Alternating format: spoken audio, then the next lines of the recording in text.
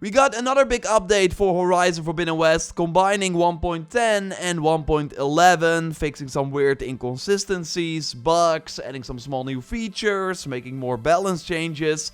It overall just feels like they're making the game ready for DLC or New Game Plus or new difficulty. Just anything, like the weekly patch schedule is also pretty uncommon for single player games, and it's awesome to see.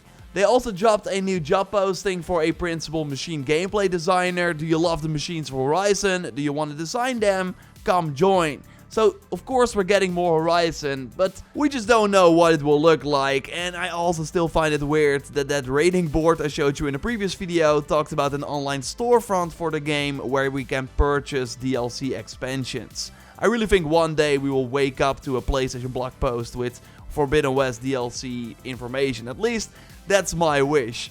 Guerrilla is making a great foundation though. So the big question leading into this update is, did they fix the legendary weapons that they nerfed with the previous patch? And the short answer is yes. If you had a legendary weapon on level 5, then the ammo values should be the same as with update 1.08. So the changes they made with 1.09, the previous updates, are non-existent anymore.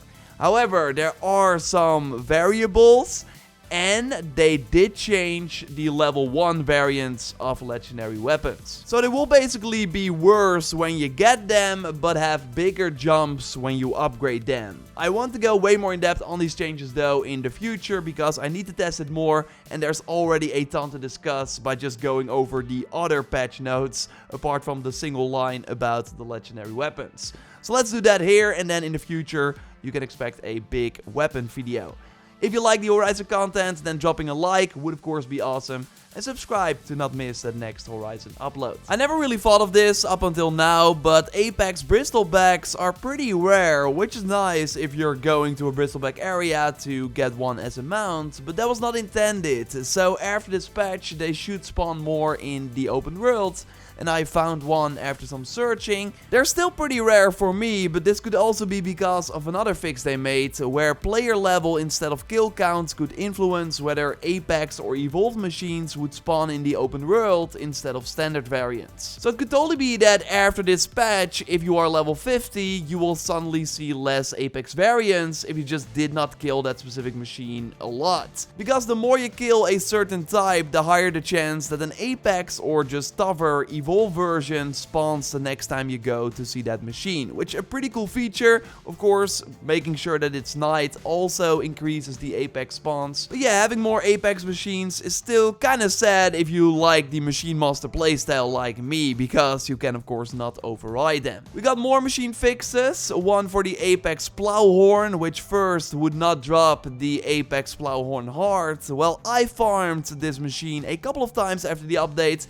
even with the easy loot feature on, and it still took me a few tries to get it, but it eventually dropped for me, so this should work now. But yeah, the Apex Grimhorn, you can see during the second first side mission, which I touched on in my previous video, still doesn't spawn in the open world yet. But I'm sure that they will maybe add that to the regular Plowhorn machine sites in the future. First, you could not loot the mining claws from an Apex rock breaker after shooting them off. Well, now after the update, shoot them off and they can loot them again, which is great. They also note that they fixed an issue with the Slaughter Spine, where looting the Plasma Adder Blaster, which the small belly of the machine would only contain one metal shard instead of a volatile sludge and crystal braiding. Now when removing this component, it should always include the more valuable resources. You can very easily shoot off the dispersal tanks on the back of a Snapmaw, and it seems like they nerfed the things you can find when looting these. The items remain the same, but the quantity seems to be a bit lower compared to before the update. We got a nice change for the Isle of Spires relic rune you find over here on the map.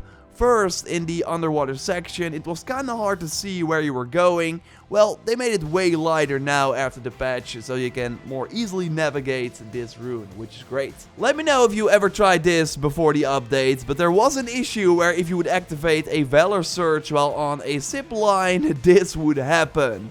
Yeah, that doesn't look too good. Well, now after the patch, you simply cannot activate Valor searches anymore while using a zipline. So I guess that fixed it. And by the way, did not change any Valor searches this time around. Something they of course secretly did in the previous patch. I went in depth on that in the secret changes video. I will link to that one at the end of this one. So while they did roll back some of the legendary weapon nerfs, the Valor search nerfs are still in place. A new feature we find in the settings menu is the ability to turn off action prompts for interacting with certain characters, like the melee pitmaster for example. First you would see triangle if you got close enough, but now by going to the general settings, selecting custom HUD and then diving even deeper, you find this setting over here, and now you can turn it to always off. So the game is a bit more immersive if you want. And yes, I did mention some weapon fixes and changes. One is a visual change for the advanced shredders you for example find on the very rare Ripsteel Shredder Gauntlet.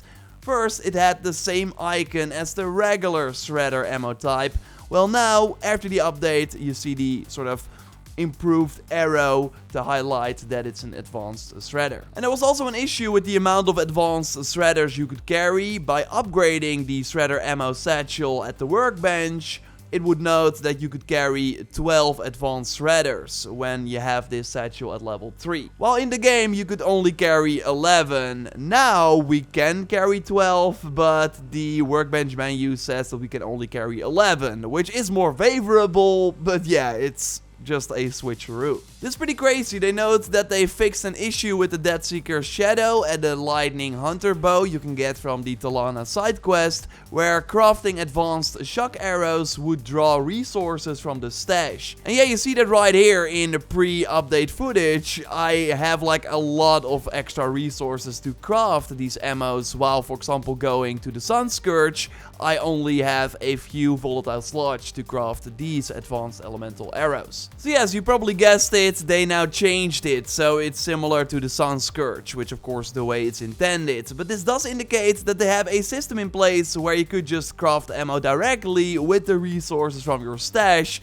without going back to your stash. That's of course pretty amazing and really convenient, but I get why they don't want that, because they could just use the best ammo type during a battle without being forced to switch to a regular, less powerful ammo type when the other resources are empty. They also fixed the issue where the reload animation for the advanced elemental ammo for the Deathseeker and also the Sun Scourge would not play out. Like here, I'm trying to fire as fast as I can, but Aloy only pulls up the bow after some time without any feedback as to why that is, while with the regular arrow, it does of course look more natural. That's of course normally where the reload animation would come in. That was gone after the previous update. This new patch does fix it, so Aloy moves her bow again when loading up a new arrow. And speaking of the Sun Scourge legendary bow, they made it unmissable. So if you did not loot Sarah after the mission with Errant you trigger after doing all the rebel camps in the game, then Sarah's corpse will always respawn until players have looted the bow from her. So just go back to the boss arena and you should be able to get the weapon. Now if we switch gears to the armor, we see a completely new weave icon. First there was an issue where for the All Defense armor weave you would just see a plasma icon, which did not really make sense. You would also see this for the weaves with defense for 2 elements, even if none of the elements was plasma. So now after the update we got a really cool new all defense armor weave icon. I really dig it. And also for the armor weaves that have defense for 2 elements, we now have dedicated icons for those too. Now if we only had a good reason to use them, I really think they should add more slots to armor and maybe have 2 separate slots. One for the way better unique skill weaves and then a few left over for the resistance weaves, because now I never use them. So yeah, you see it as well, right? They're creating a really solid foundation for the future. What that future will be, we don't know yet. I at least think we get New Game Plus, but I hope of course some cool DLC and stuff as well. There are also some secret changes Guerrilla did not tell us about. I want to go more in depth on that and also on the legendary weapon changes in a future video, otherwise this one will be way too long. So just subscribe for that to miss nothing. I will keep you up to date on all the Horizon news, And if you found any secret changes, let us know via the input@JorRaptor.com email address or in the comments if you found anything. Now, of course, as always, at the end of every update or Horizon news video, we look at the awesome pictures you can send us via the Horizon Raptor hashtag on Twitter or by going to the dedicated pictures channel on our Discord.